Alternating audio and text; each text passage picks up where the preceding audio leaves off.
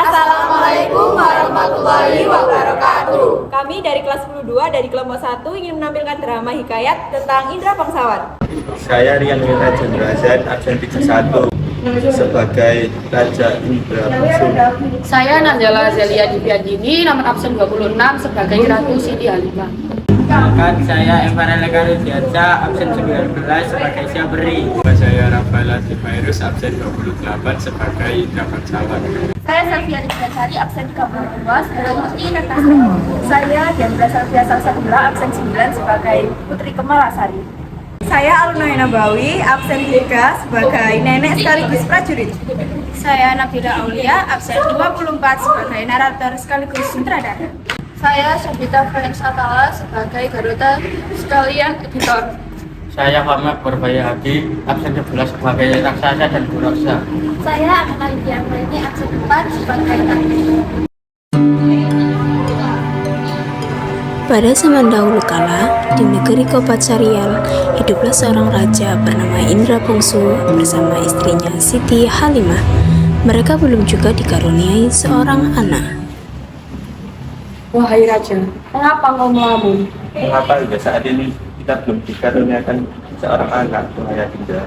Bersabarlah, wahai Raja. Mungkin kita harus memperbanyak berdoa dan bersedekah. Setelah mendengar ucapan sang istri, sang raja langsung bergegas memperbanyak berdoa dan bersedekah setiap hari. Hingga akhirnya sang ratu pun hamil dan melahirkan 2 bayi laki-laki kembar. Mereka menamai bayi-bayi tersebut dengan Syahperi dan Indra Bangsawan. Mereka tumbuh menjadi seorang yang rupawan, gagah, dan bijaksana. Hingga sang raja pun kebingungan untuk memilih siapa yang berhak menggantikan kedudukannya di istana. Sang raja pun memiliki rencana. Ia mengatakan kepada kedua anaknya, Saya bermimpi bertemu seorang pemuda yang berkata, barang siapa yang mencari bulu perindu, ialah patut menjadi raja. Mendengar kata-kata sang ayah, Syahperi dan Indra Bangsawan bermohon untuk mencari bulu perindu tersebut. Sang ayah pun mengizinkan. Setelah itu, mereka bergegas pergi. Masuk hutan keluar hutan, naik turun gunung, melewati rimba menuju matahari hidup. Tetapi, pada suatu hari hujan turun dengan angin ribut dengan kelam kabut yang tidak kelihatan sedikit pun.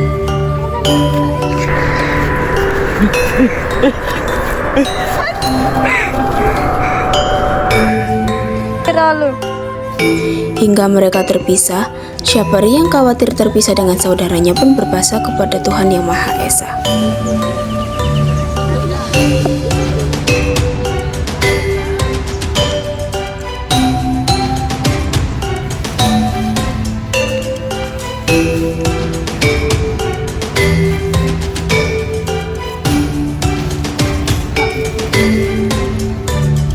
Beberapa lama berjalan, ia bertemu sebuah meja kuno lalu memukulnya. Maka keluarlah seorang putri. Istriku diserang oleh Garuda dan aku disembunyikan oleh orang tuaku di sini. Syahperi pun membantu sang putri untuk keluar, tetapi tak lama kemudian datanglah sang Garuda. Lawan aku juga kau ingin membawa sang putri. Maka bertarunglah mereka, dan Garuda pun kalah. Setelah itu, Syahperi pun menikahi Putri Ratnasari di depan para dayang-dayang. Berbeda dengan Syahperi, Indra Bangsawan berjalan terus-menerus mencari sang saudara.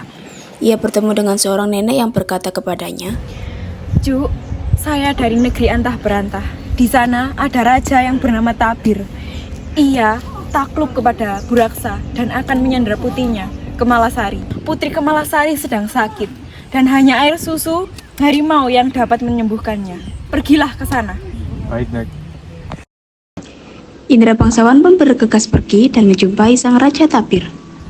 Wahai rakyatku, barang siapa yang dapat membunuh Buraksa dan mendapatkan susu harimau, akan ku nikahkan dengan putri Kemalasari. Sesampai di hutan, ia menemukan seekor harimau yang baru melahirkan dan pastinya memiliki air susu.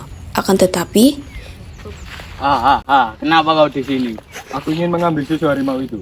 Jika ingin itu, lewati aku dulu. mereka pun berkelahi dan dimenangkan oleh Indra Bangsawan. Setelah itu, Indra Bangsawan bergegas pergi ke istana untuk segera memberikan air susu tersebut dan menghadap sang raja. Wahai raja, aku telah menemukan susu yang kau inginkan. Berikan kepada tabibku. Baiklah.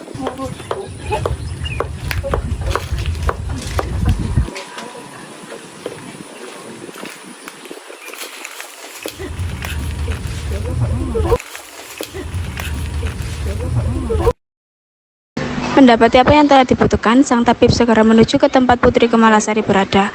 Untuk meminumkan air susu tersebut, sang putri pun sadar. Aku di mana ini? Kamu sedang di istana, anakku. Tetapi, raut wajah sang raja murung. Yang mulia, Aku masih risau jika Buraksa belum mati. Apa yang ditakutkan sang raja pun terjadi. Sang putri diculik Buraksa dan disekap. Diam kamu di sini. Kemudian, Indra bangsawan datang dengan diam dan mencampuri minuman Buraksa dengan racun. Buraksa pun meminumnya dan terjatuh tiba-tiba. Setelah itu, Indra bangsawan melepaskan tali yang mengikat sang putri dan membawanya pulang ke istana.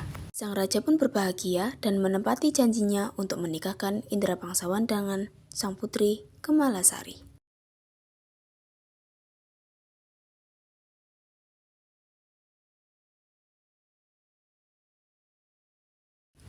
Kemudian, Indra bangsawan datang dengan diam dan mencampuri minuman Buraksa dengan racun. Buraksa pun meminumnya dan terjatuh tiba-tiba. Setelah itu, Indra bangsawan melepaskan tali yang mengikat sang putri dan membawanya pulang ke istana. Sang raja pun berbahagia dan menepati janjinya untuk menikahkan Indra bangsawan dengan sang putri Kemalasari.